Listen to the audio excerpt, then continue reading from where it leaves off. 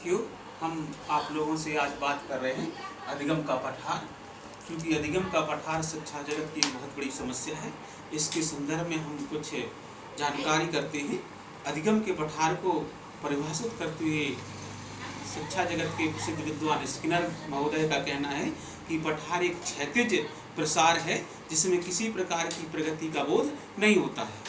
दूसरे विद्वान एक जिनका नाम है रॉस महोदय लिखते हैं कि सीखने की प्रक्रिया की प्रमुख विशेषता पठार है और जो उस अवधि को व्यक्त करता है जब सीखने की क्रिया में कोई उन्नति नहीं होती। जब सीखने की कोई क्रिया में कोई उन्नति नहीं होती है तो ऐसी स्थिति को पठार के रूप में व्यक्त किया गया है। पठार बनने के विभिन्न कारण हो सकते हैं, जैसे सीखने को प्रभावित करने वाले कारक जैसे उत्तेजना, अभ्यास, प्रोत्साहन, अनुकूलन, थकान, अभ्यास इत्यादि। ये सारे के सारे विभिन्न कारण हो सकते हैं अधिगम के उतार चढ़ाव के या पठार बनने के कारण। और दूसरे तरीके से समझाया गया है, कहा गया है कि ज्ञान की सीमा भी एक अधिगम के पठार बनने का कारण है। प्रेरणा की कमी, शारीरिक सीमा, मानसिक क्षमता या अवरोध, मानसिक क्षमता अवरोध। पांचवा, अधिगम की अनुपयुक्त विधियां। अगला, कार्य की जटिलता। और अगला, उद्देश्य का अभाव, विषय संबंधी कठिनाई, सीखने वाली वस्तुओं को न समझ पाना, रुचि और जिज्ञासा का अभाव, थकान, अस्वस्थता, पढ़ने में ध्यान न लगना, अनुपयुक्त वातावरण, संपूर्ण विषयों पर जोर न देकर उसके किसी विशेष अंश पर जोर देना, सीखने की विधि में सदा परिवर्तन होना, परिपक्वता की कमी, बुरी आदतें जैसे नशा इत्यादि। ये सारे के सारे अधिगम का पठार बनने के महत्वपूर्ण कारक हैं। देखिए, ये मैंने आप लोगों को एक कर्व बनाया हुआ है जिसको हम अधिगम वक्र कहेंगे। और ये अधिगम वक्र जिसको हम प्लेटू ऑफ लर्निंग कहते हैं अंग्रेजी में, तो ये प्लेट ऑफ लर्निंग अधिगम का पठार है।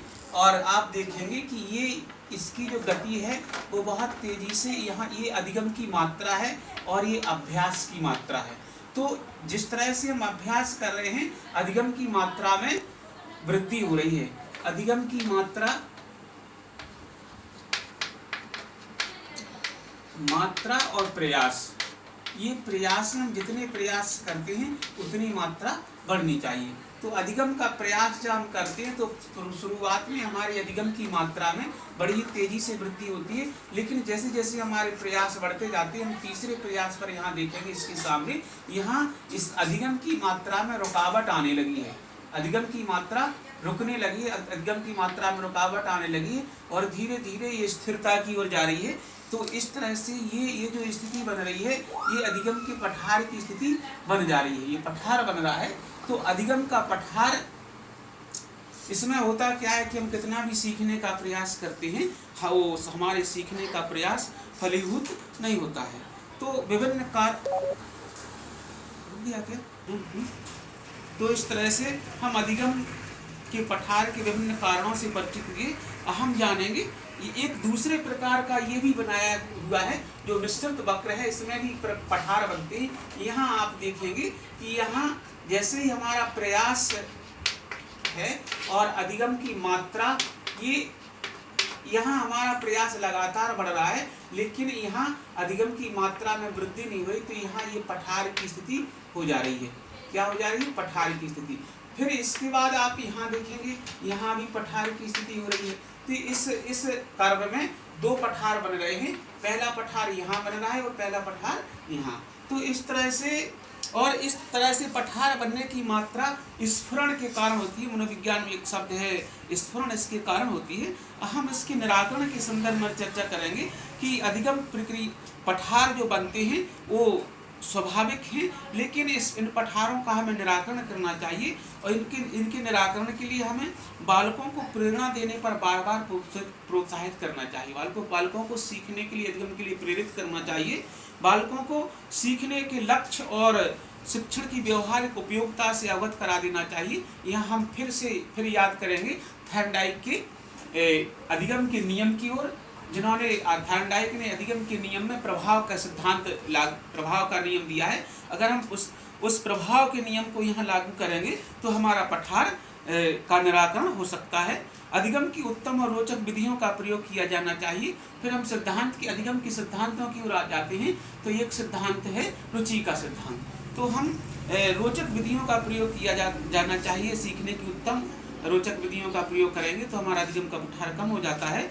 बालकों की क्षमता और व्यक्तिगत भिन्नता का हमें अवश्य ध्यान रखना चाहिए। अधिगम कार्य करते या करवाते समय हमें ये देखना चाहिए कि अधिगमकर्ता की क्षमता क्या है, उस क्षमता के अनुसार ही हमें अधिगम कार्य देना चाहिए। किसी कार्य को कुछ समय तक सीखने के बाद विश्राम देना चाहिए। एक रेस्ट का सिद्धांत भी लागू होता है कि रुकावट का सिद्धांत लागू होता है कि हमें थोड़ी देर के लिए रुक जाना चाहिए, विराम की स्थिति देना चाहिए ताकि हम तरोताज़ा हो जाएं। एक और कारण बताया है कि सीखने की नवीन वैज्ञानिक विधियों जैसे कंप्यूटर सहायक शिक्षण, जिसको हम CAI कहते हैं, कंप्यूटर असिस्ट इंस्ट्रक्शन, CAI या कंप्यूटर सहायक शिक्षण का प्रयोग करके बालकों को सीखने में अरुचि समाप्त करके प्रयास किया जाना चाहिए।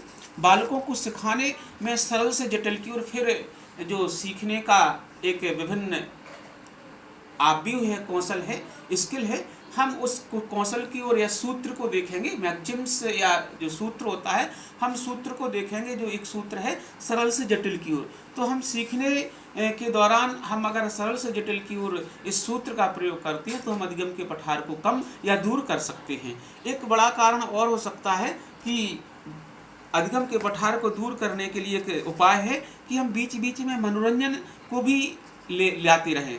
पढ़ते पढ़ते हम बीच में थोड़ा सा बहुत मनोरंजन की स्थिति में आ जाते हैं तो सीखने में रुचि बनी रहती है, और अगर अधिगम का पठार बनता है तो समाप्त हो जाता है और इसका निराकरण किया जा सकता है।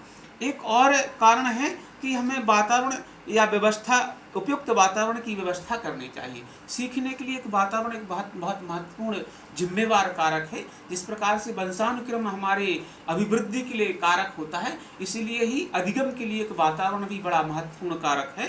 और उस महत्वपूर्ण कारक को हमें ध्यान रख करके विभिन्न समस्याएं जो बीच में आती हैं, जैसे थकान, जैसे अवधान दोष जो होते हैं, अटेंशन गिल्टी जो आती है, हम उन सबको, जैसे शोर का होना, जैसे तेज आंख पर तेज प्रकाश पड़ना, जैसे दिखाई न देना, अंधकार आना, इन सारी समस्याओं को अगर हम दूर करते रहें तो अधिगम के पठार को कम किया जा सकता है। और सीखने के पठार को रोकने के लिए अध्यापकों को प्रशिक्षित किया जाना चाहिए। ट्रेंड टीचर अगर इस अधिगम के पठार को दूर करने का प्रयास करते हैं तो ये अधिगम रूपी समस्या पठार बहुत हद तक दूर हो सकती है। तो ये था आज का टॉपिक, अधिगम का पठार। यद्यपि मैं चाहता हूँ कि आप लोगों को बड़े इस तरह से समझाऊँ और इसको एनालिसिस किया जाए, लेकिन टेक्निकल प्रॉब्लम के कारण मैं लंबा वीडियो आप लोगों को शेयर नहीं कर पा रहा हूँ, क्योंकि उसे बड़ी मात्रा में या ज़्यादा देर तक किया हुआ वीडियो शेयर नहीं हो पाता है टेक्निकल अभाव के कारण या नेट की कमी के कारण। इसलिए मैं आप लोगों को छोटा छोटा वीडियो बना करके प्रेषित कर रहा हूँ। जय हिंद।